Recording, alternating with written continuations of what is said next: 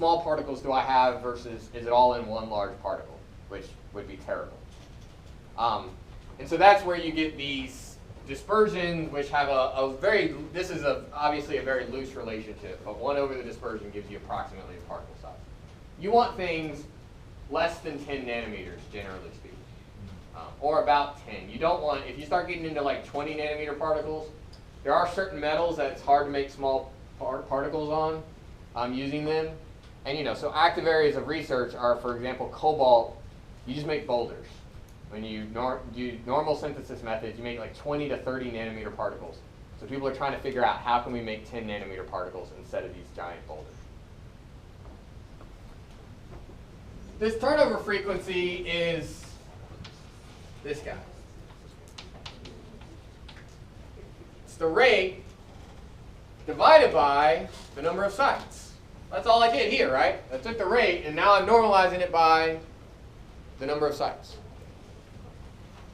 So often, this is actually what we're looking for. The other L ends up in the pre-exponential factor for your rate. Yes? Would that be called R prime for PBR? Yeah, if you're using Folger notation, technically all of these are primes because they're all. Would R over the L be called R prime? Oh. It shouldn't be, no. I mean, when I write down our turnover frequency, I like to explicitly put the L there. But I'm sure that you can find somebody at some point in time has written the turnover frequency, which is a rate. It's not my preferred method. The other thing that often ends up inside these primes is what's the relationship between the concentration of a gas and the pressure?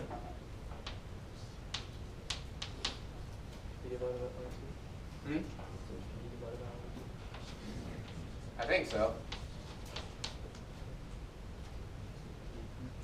I don't know. I always have to read or write it.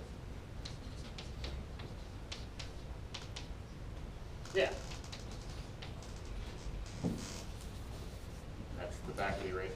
All right. So if we wanted to write this in terms of pressures, which we typically do, it's kind of awkward to be talking about a gas phase reaction and to be using concentrations instead. And if we're at ideal conditions, then we're essentially going to be writing this in terms of pressures, not concentrations. And so those RT terms also end up lumped in your rate constant. Is this like neglected if your temperature changes a lot? Or is this going to be dwarfed by I mean, yeah, if your temperature's changing, your rate constants are already changing.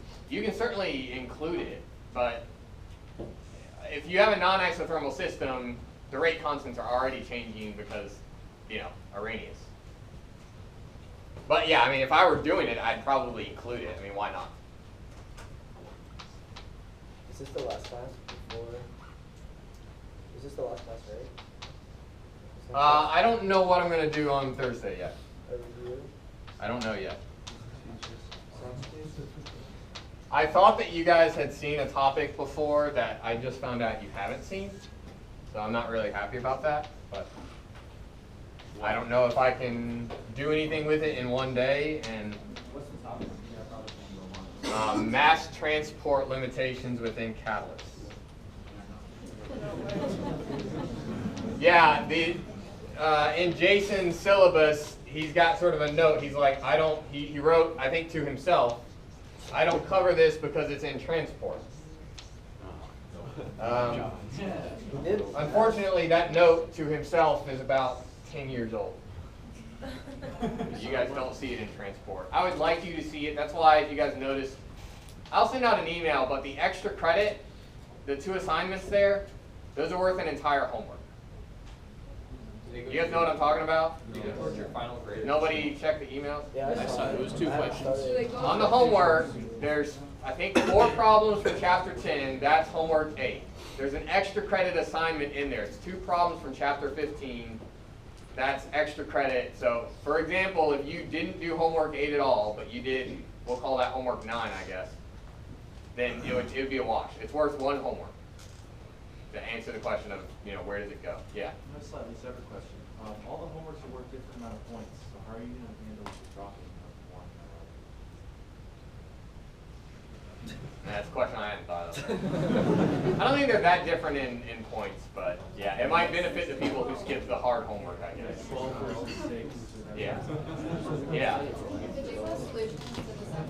Yeah, I'm gonna post solutions. Unfortunately, I left them in San Francisco, so I gotta write them out again. Did you say how many homework you dropped? 2. 2 out of 8. But like I said, so 2 are being dropped, and then it's in the assignment for homework 8, but it says extra credit, so that's kind of a 9th homework. But anyways, that's on this topic of mass transport limitations. I would encourage you all, especially if you're thinking about grad school, read chapter 15 and attempt to do those problems. Yeah. Can you send the answers to the second test? Yeah, we already got that question. Yeah. But Yes. it won't be on the final, right? What won't be on the final? The catalyst mass No, transfer. it won't be on the final. But I might force you guys to listen to me talk about it for 2 hours on Thursday. Yeah. Is that a 12 points? Yeah, we got that question already. You guys don't listen to each other. You're asking about how it's going to drop when some are worth more than others? Oh, sorry. Go ahead. I was asking, It's all in there? there's 12 Well, points, so except it's for 2 the questions, IQ4. or 2 points per question. Yes. However, some of them only had 5 questions. Yes. Some only had 10, so would it still be out of 12? I thought it's 10. My current plan is I'm going to add up the total number of points and then the number of points you got. Okay. Does that make sense? So the 12-point homework will be worth more than the 10-point or the 8-point homework. The one exception to that is the extra credit here is going to be, we'll call it 10 points. Okay. Does that make sense? Yeah, but the question was, like, on one homework, it would be worth 12 points. However, that's because that was assuming that the homework had 6 questions. Yes. However, some homeworks had only 5 questions. I understand. Okay. I'm not averaging averages. What I'm saying is that if you get a 6 out of 12 and an 8 out of 10, your score is 14 out of 22. But you're dropping one, so how do you do that? I just said I hadn't figured that part out. I'll drop whatever helps you the most. Can you just take 10 points from this penalty? I'm going to drop whatever helps you the most. Yeah, I'll figure it out. It's not going to affect anybody's final score. I promise you that. But does that make sense? How this is normally being I averaged? understand. I was just, it was the question. It's not 50. It's not 75 is what it turned out. 50%, 80%. So that's not 65%. It's a little bit different. Yeah, that makes sense. I'm not averaging the average. Yeah, I do get that point, but for instance, like that 12, it's just 12 to 10. Yeah, I know. It's just whatever the homeworks are. I don't know on average what the homeworks were. Probably around 10. I think she's getting at when you issued one and there were like 5 questions and then you would strike one of the questions from. Oh, then that's now out of 8. Yeah. Yeah. Okay. Okay. Yeah. Question about the exam. Is it All right, we're getting off track here. One more question about not science. Is it like a total cumulative exam? Yes, I've already said that too. There's going to be one question on catalysis, so you guys might want to let me finish these lecture notes. And the rest of it, there may be 2 questions on catalysis, but there's going to be at least one. And then, yeah, you expect to see something that you've seen before. Anybody know where I was? Oh, yeah. All right. Langmuir-Hinshelwood rate equation. You did the pressures. Dr. Yes. And now we're in terms of pressure. So Yeah. if you plugged in the partial pressures, where did the RT terms go? Oh. But You just should- throw everything inside the rate constant. But shouldn't there be an RT plus all of that? I did the math in my head. It should be, instead of 1, it should be RT plus all of that. I'm not sure what you're saying. Okay, never mind. The RTs from here are going to go into here. The RTs here go into the equilibrium constants. Oh, okay. Never mind. And we actually had that in the last class. You know, when we derived it for Langmuir-Hinshelwood, we showed that K was now had the RT term in it. So yeah, in all cases, they end up in your constants. Does that make sense? Yeah. Do we have to change those big Ks to like, I know because there's KC and KP, and they're like a little formula. Yeah, that's, You can, yeah. I mean, in that case, you're either using KP1 or you're using KC1, which is equal to KP1 times what? P over RT raised to some Yeah. So, So it all shows up there. It just depends on how you're defining these, whether you consider it lumped or just in there. is that P the standard pressure? Yes. So it'd just be 1, basically. Yes. Okay. So I want you guys to understand what all the terms in this equation mean. So let's think about this for a second.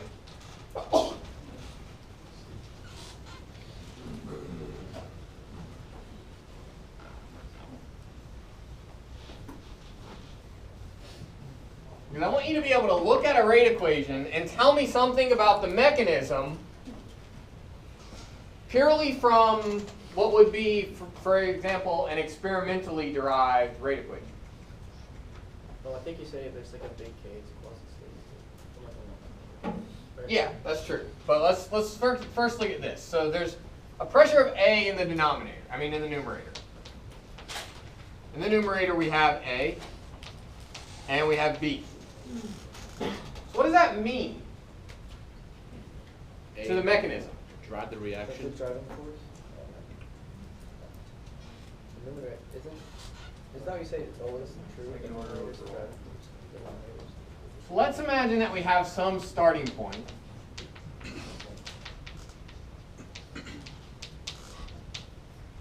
And then what happens, right? We have reactions occur.